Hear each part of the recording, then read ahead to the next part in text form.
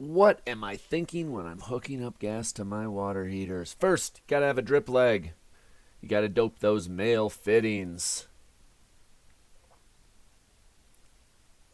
Gotta have a modern quarter turn gas shutoff. Gotta use two wrenches and back it up so you don't rip the gas valve right off the water heater.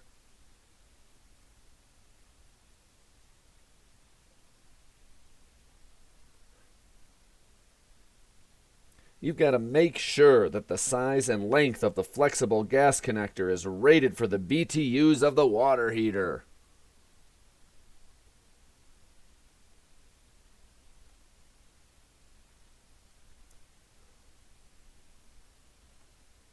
And finally, you got to check everything for leaks.